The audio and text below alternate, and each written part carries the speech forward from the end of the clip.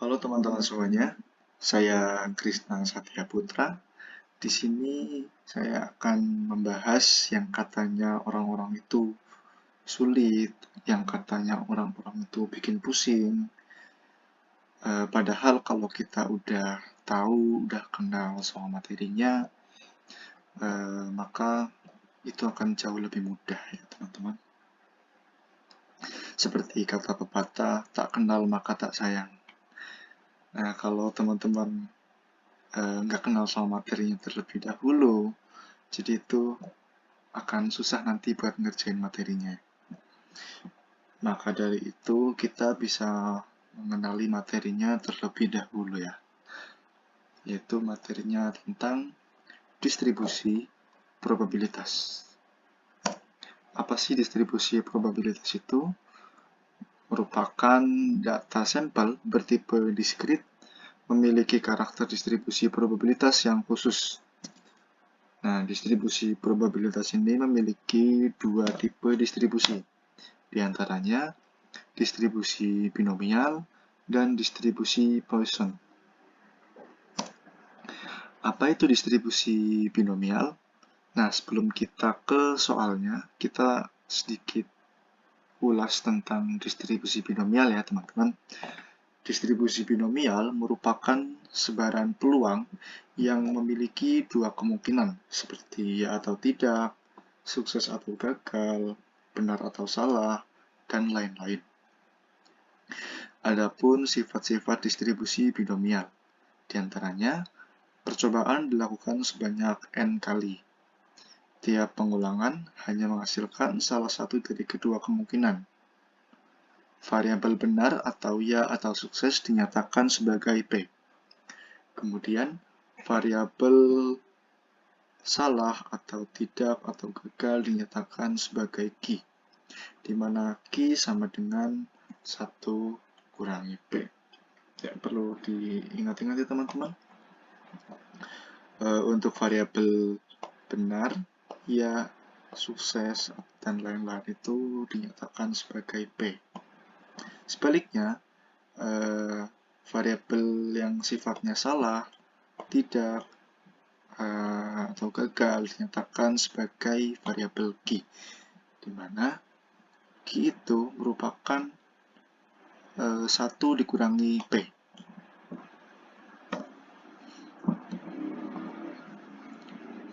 Kemudian, hasil pada satu percobaan bersifat independen atau tidak dipengaruhi dan tidak mempengaruhi hasil percobaan lainnya.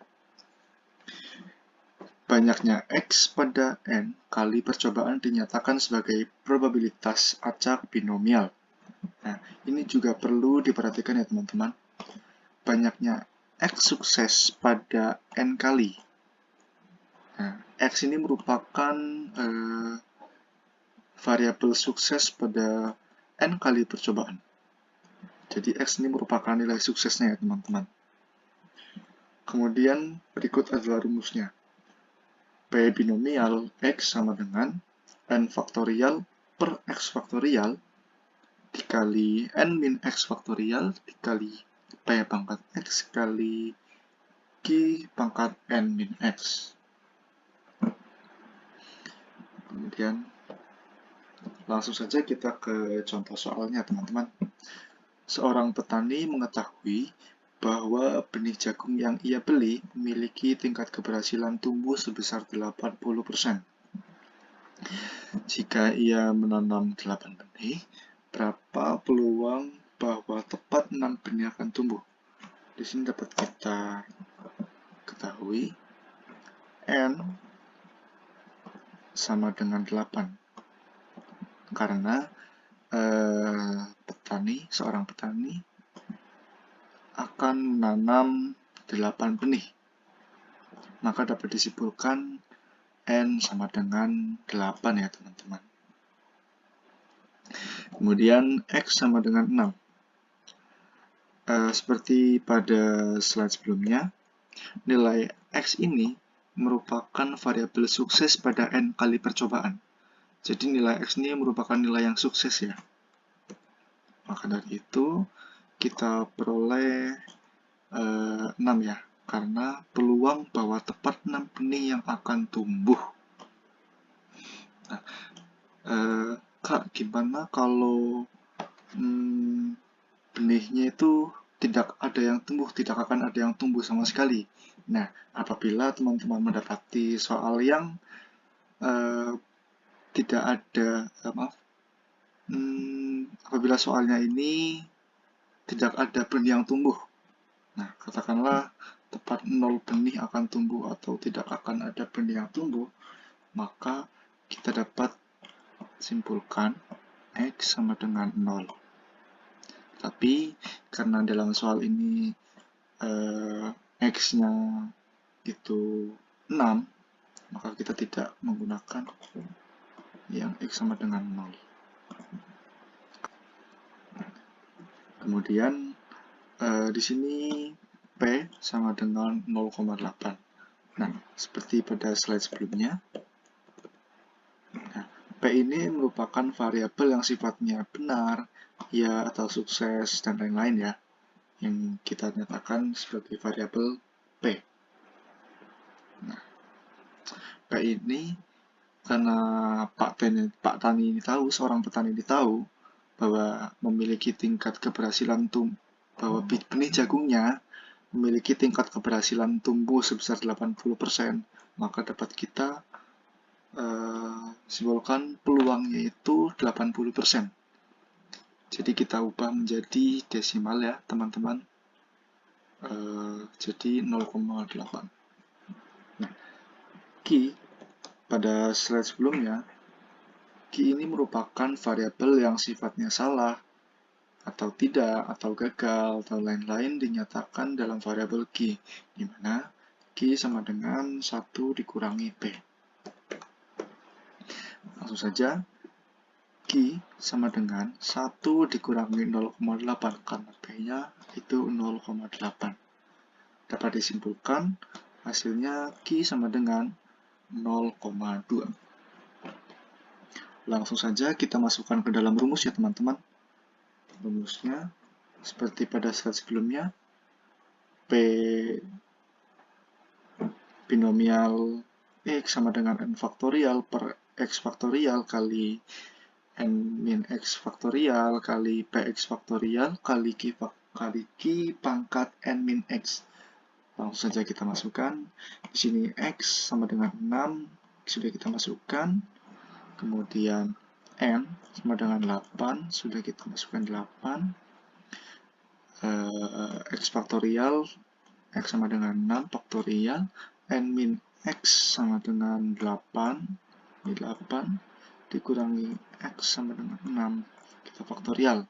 Kita kalikan P pangkat X 0,8, kita pangkatkan dengan X, yaitu 6. Kita kalikan dengan Q, yaitu 0,2, kita pangkatkan dengan N dikurangi X, 8 dikurangi 6. Nah, di sini teman-teman bisa pause dulu videonya. Teman-teman bisa hitung dulu menggunakan kalkulator atau manual, terserah teman-teman. Kemudian jawabannya bisa teman-teman ketikkan di kolom komentar ya. Lanjut, apabila sudah, maka hasilnya adalah sekian.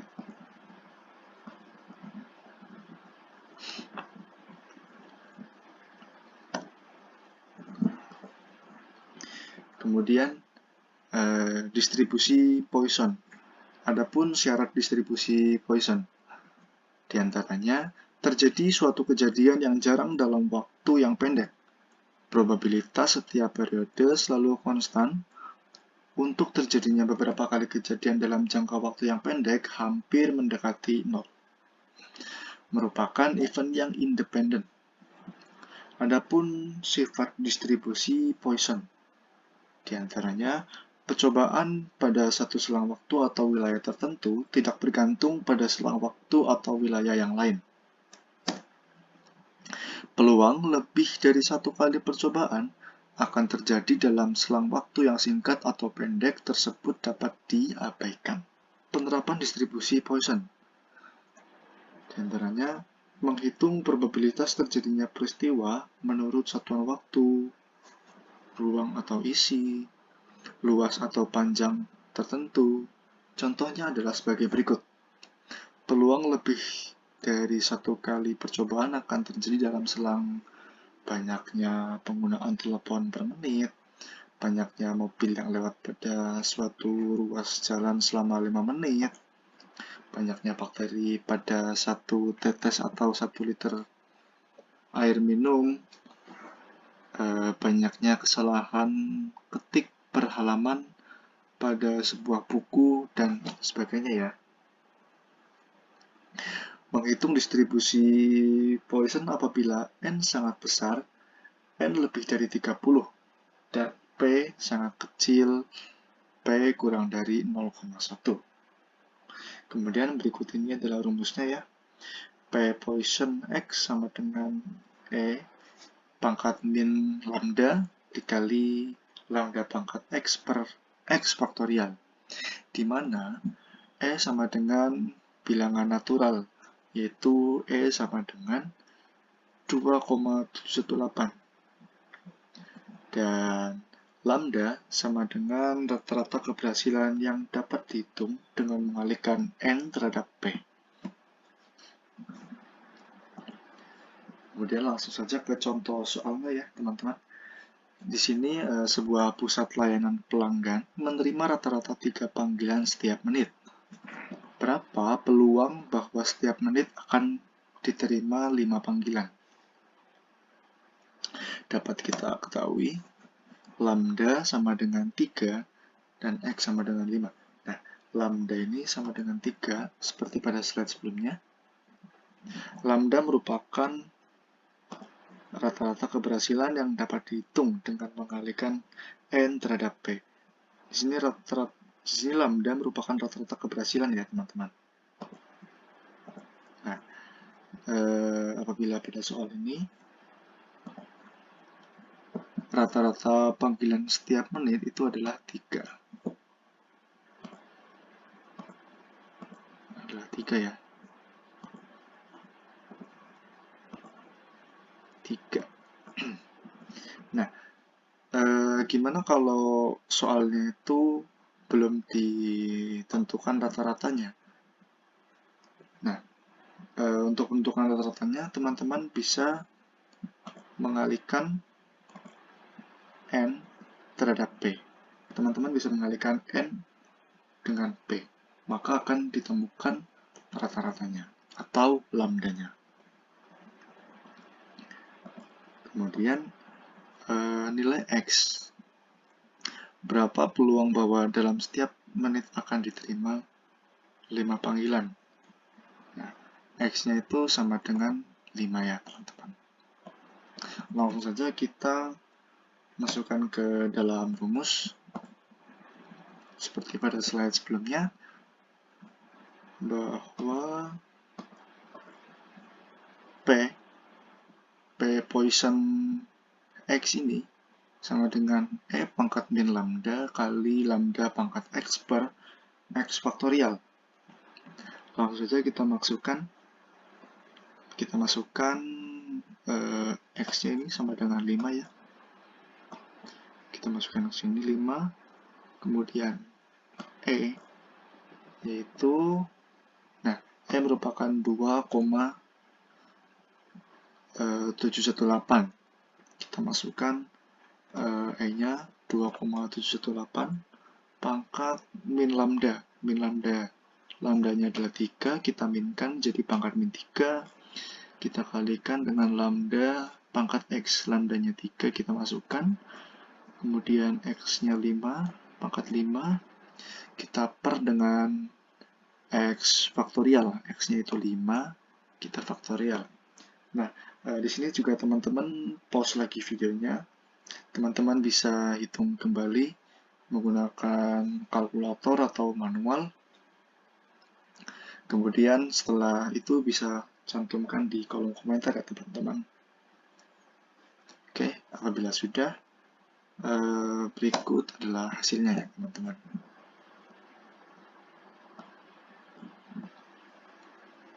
Oke, cukup sekian yang dapat saya sampaikan. Apabila teman-teman ada pendapat lain atau tanggapan terkait yang saya tadi sudah jelaskan, atau cara lain bagi teman-teman yang dikatakan bisa lebih mudah, atau pendapat teman-teman lainnya lah intinya, bisa cantumkan di kolom komentar ya teman-teman, kita diskusi bersama-sama. Nanti komennya bakal aku jawab satu persatu ya teman-teman. Oke, mungkin cukup sekian video yang dapat saya sampaikan. Kurang lebihnya mohon maaf. Saya Krisna Satya Putra, pamit undur diri. Terima kasih. Wassalamualaikum warahmatullahi wabarakatuh.